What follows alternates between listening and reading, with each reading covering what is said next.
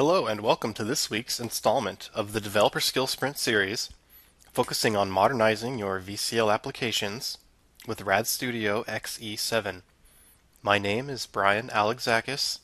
I am a Product Marketing Manager here at Embarcadero Technologies. Today we'll be focusing on an overview of the new RTL and language features which were introduced in RAD Studio XE7.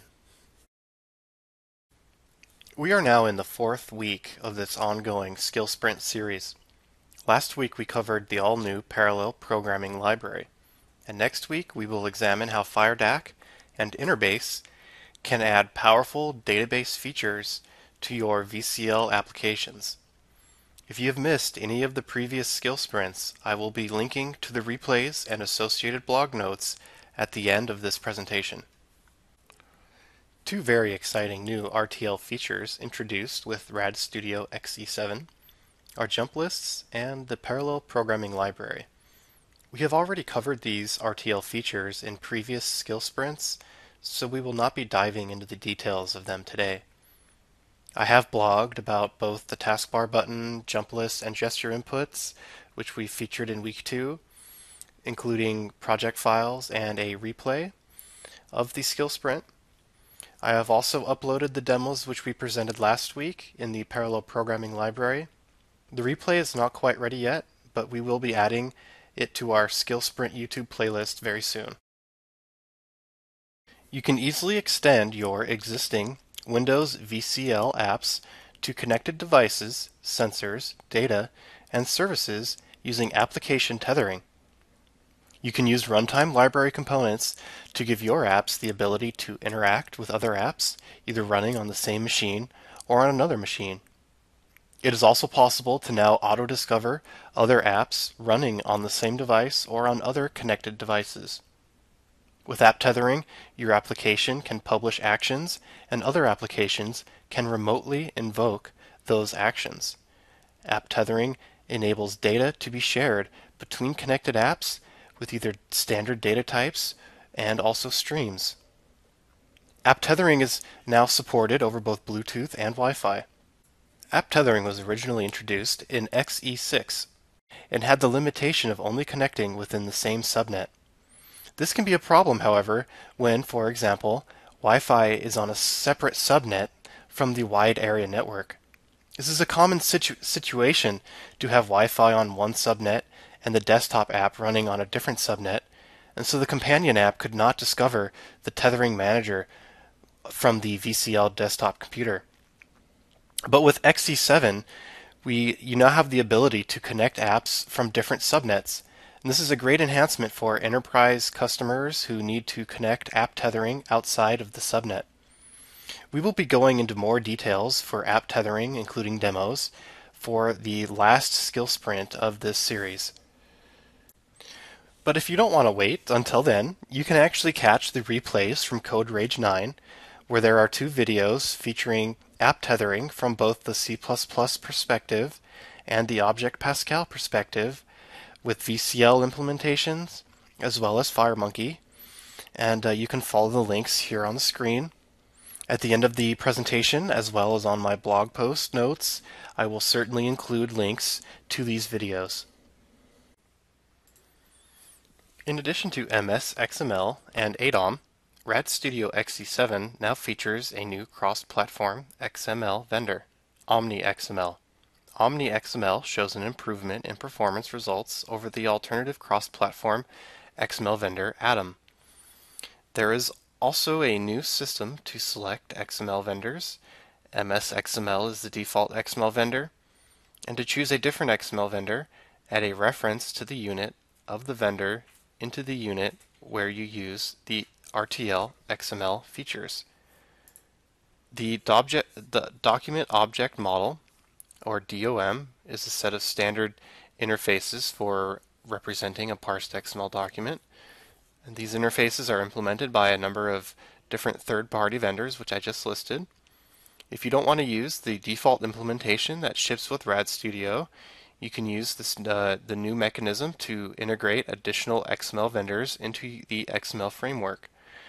If you would like some more information, I have links on the screen pointing to DocWiki entries regarding the unit reference and the DOM and XML.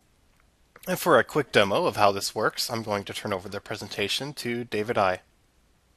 So I just wanted to, here's the XML document component. This is a VCL application, a C++ and a Object Pascal version.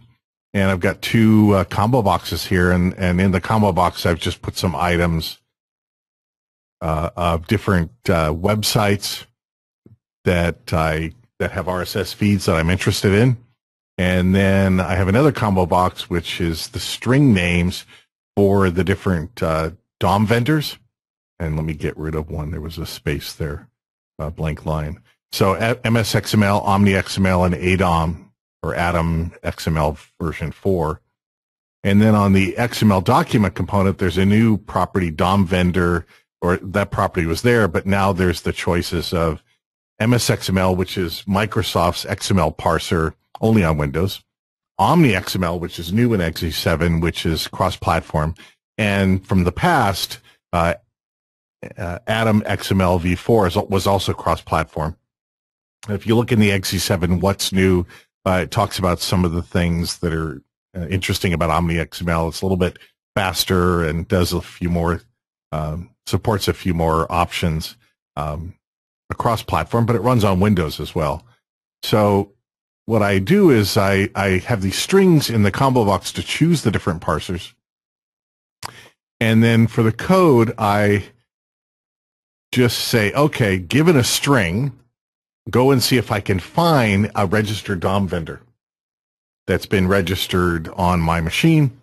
And if it can find it, meaning that the pointer to the DOM is not nil, then I'm just going to set the DOM vendor to be the vendor it found by name. And that way I can use different DOM vendors for testing. Maybe I want to make sure my feeds work in different platforms, in this case VCL. And then I just set some URLs for the feeds that I want to go to. Here's the blog, the Embarcadero old blog, WordPress feed, and VentureBeat. I don't know, I was looking for startups to see who's doing interesting stuff in the Internet of Things, for example, where funding's going on. Otherwise, I just do my XML programming like normal. I load it, load from XML that comes from, I use the Indy HTTP component called get, and then I parse through for these different RSS feeds that have different kinds of tags. Maybe they have a publish date. They might have an author or not. In the case of ISO CPP, there's no author tag in the XML, so I just set it to null and don't care. And then once I get all of these from the item nodes for the values, for the creator, the publish date from a child value passing the string, it gives me back a string. And then I just populate the list box, in this case with title, author, and publish date. And if for some reason it can't find one of the DOMs, then it dumps out a show message, could not find DOM vendor. Right. So if we run this example, and it may already be running, we can go and pick, for example, that string, and using MSXML, read the feed, and it'll go out and grab the information in the list box.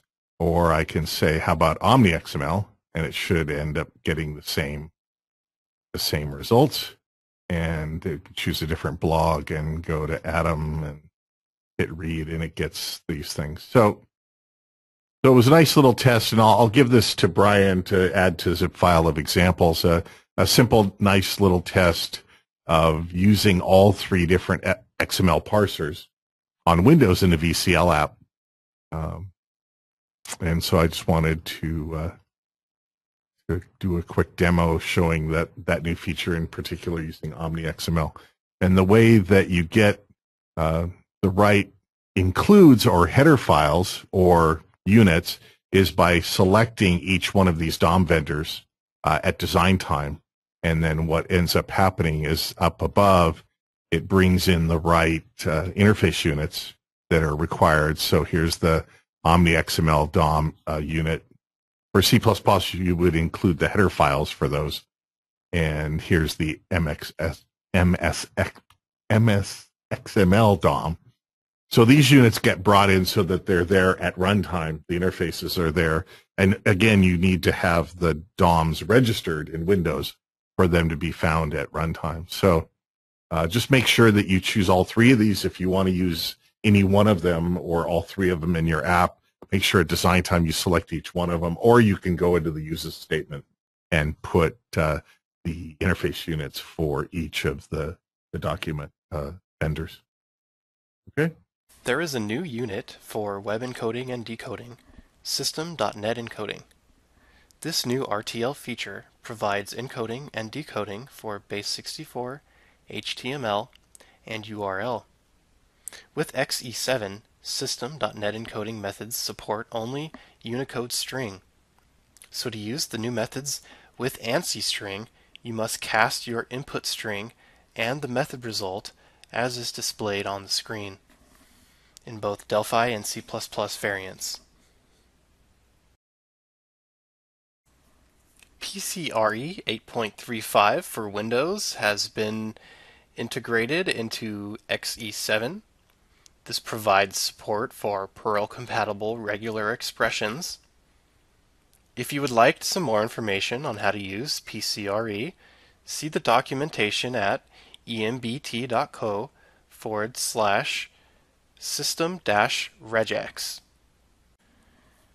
zlib 1.2.8 is now included with Rad Studio XE7. This is the compression library, and if you would like more information on how to use the zlib compression library, visit embt.co/system-zlib. New versions of Boost and Dinkumware libraries are available for Windows 64. The Navigate To command is now supported within Rad Studio XE7 and has added find C++ commands which were previously available on the context menu in the code editor. The Navigate To command searches the entire active project for identifiers and constants that meet the specified search criteria. If you would like more information on how to use the Navigate To feature, please visit embt.co/nav-2. For C++ output file generation, options are different for Delphi packages versus executables. For packages, there are two choices. Generate DCU when you do not plan to use the package from C++, and generate all C++ builder files which include packaged libs. This change eliminates potential namespace issues when the Delphi package is used in C++ applications. There are new language features introduced with Delphi XE7. This includes class helpers and dynamic arrays. I'm going to turn the presentation over to a segment from Marco Cantu's Code Rage 9 video where he covers these new language features. If you would like to catch his presentation in full, please visit embt.co/what's-new-op. Class helpers, originally added for classes and now available also for records and for intrinsic and native types. The very nice feature about using them for intrinsic type is that they allow for what is called a fluent interface support, concatenating helper methods. And honestly, it's quite nice to avoid having to go back to integer string and just grab any object, any element, any native object, and just apply the toString operator to it. So this is a very simple example of class helper. It's a class helper for the TListBox class that adds needed function, which is the function that returns the string of the currently selected item. The code of the function itself is quite trivial, but now that we have defined it as a class helper, we can simply say listbox1 and ask for the item's index value. So like if this was part of the original class. So what we can do with the class helper is actually add a method to an existing class. The only issue is you can have multiple helpers for the same class within the same scope. So that's some limitations. Now, a similar concept, although different in nature, has been... Now, a similar concept, even if different in nature, has been applied to native types. So you can now apply methods to strings or apply methods to actual integer values, even to the point that you can say integer to string, I to string, but even 400,000 to a string with a constant or constant of different types. Similarly, there is a string helper that has a lot of methods that actually is very smooth to use. And you can concatenate these operations. So, for example, here I have a string, I extract a substring, which is still a string. I compute the length, which is an integer, and I convert the integer to string, all using this fluent interface or concatenating the method's results. Nothing very strange here, but that's the concept that really makes this interesting. So now let me get to something specific to XE7, which is the dynamic arrays. This is a brand new feature in XE7. What you can do is to mix constant, static, and dynamic arrays and do dynamic arrays concatenation. There are also specific RTL functions for dynamic arrays like insert and delete. A couple of other things to remember. First is this is not only for basic types, integer strings. You can have dynamic arrays of anything, and I'm going to show a very simple demo.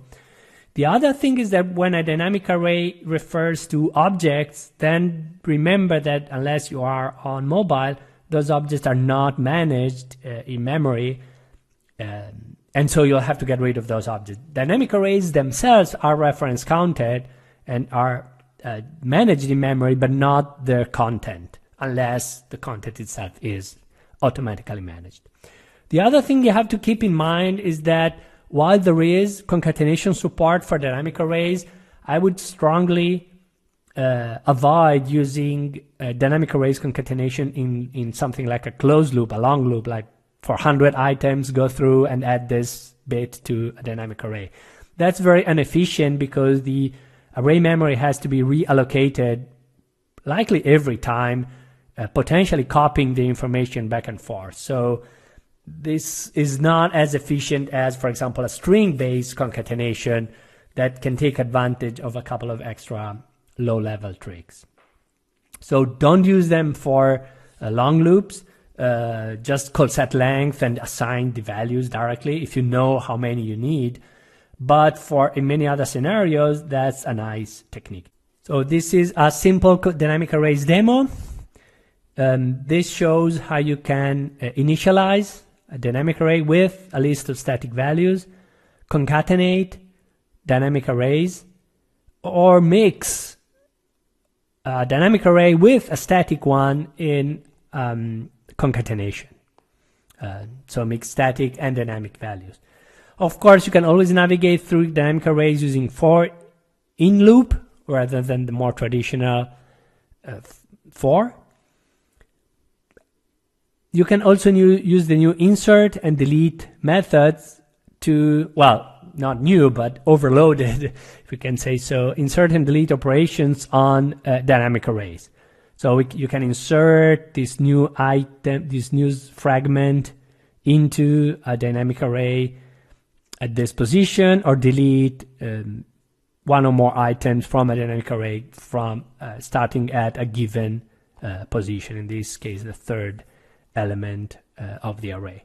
Again, the output is not probably even worth looking into that much. This is the concatenation of 1, 2, 3 twice, plus 4 and 5. And this has the extra items deleted and removed. Now, as I was mentioning, you can do more than just arrays of integers or standard types. For example, this is an array of 3 buttons of my for that already exists, so there's no memory management issue here. And just go through and assign a few buttons to an array. And you can technically, like for example, add another dynamic button, a dynamically created button to the array with this notation. You still need the square bracket. You're adding an array of 1 element to the existing array. But that's actually quite smooth. Again, don't do it in a very long loop, but if a direct operation, that's actually quite handy rather than calling set length, length plus 1, and then going to length minus 1 position and save a button object in that memory location. And while adding a star to the caption, so let's see it. This goes in and adds stars to all of these buttons. Now I'd like to bring your attention to some of the offers that we have going on here at Embarcadero.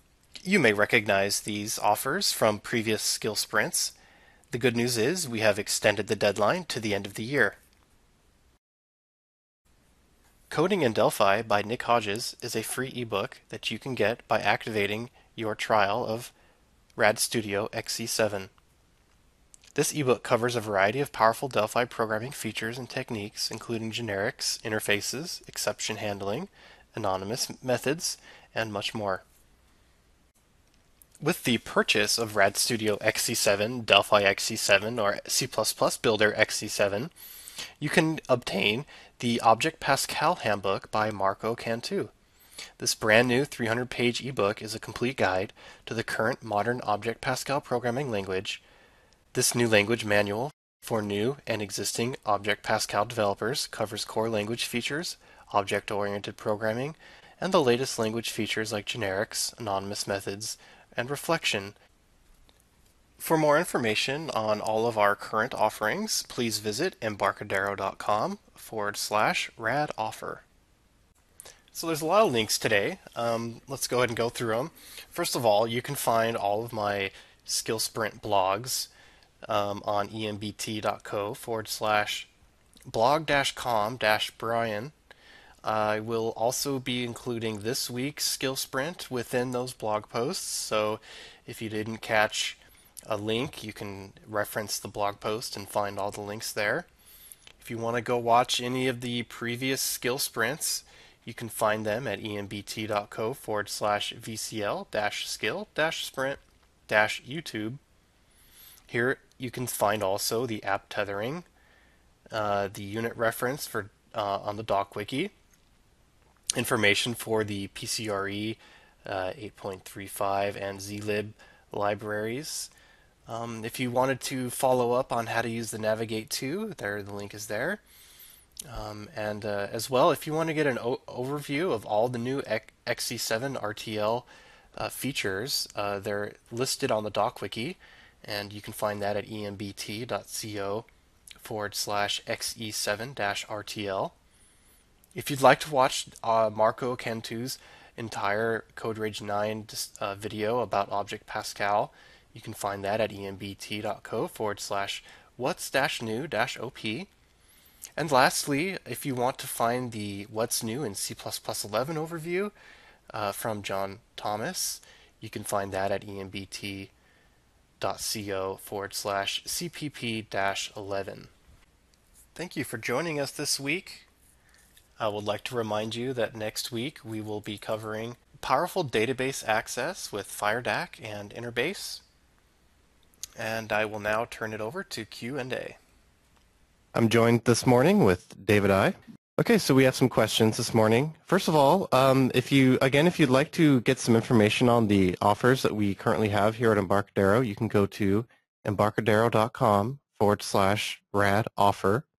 And if you want to get the schedule for the skill sprints, it's embarcadero.com/landing-pages/skill-sprints.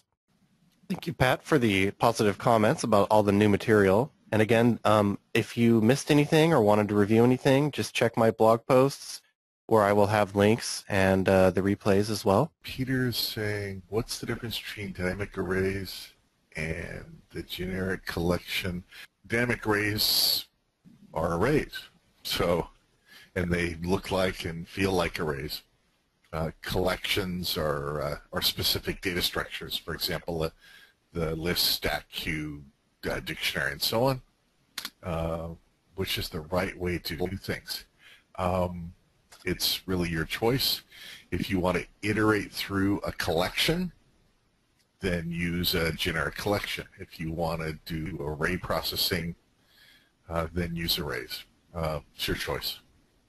They each can contain objects or values or fundamental types. Why is Arc not implemented for Windows? Because those compilers are older and we haven't put Arc into them. It's something that's being looked at. Peter's asking about dynamic arrays, low speed, generics faster. I haven't done any testing between the two types, an array of some type versus a dynamic or versus a list of some type. Let's see. Roger's asking, presume you can pass a dynamic array through a procedure that has an open array. I need to test, and you can test that as well, Roger, to see if dynamic arrays are in some way different than just an open array. All right, well, it doesn't seem to be any questions at this time, so I'm going to go ahead and close down the webinar for today. And before we do that, I'd just like to quickly remind you that next week we are going to be discussing Interbase and FireDAC. Thank you, everybody, and have a great day.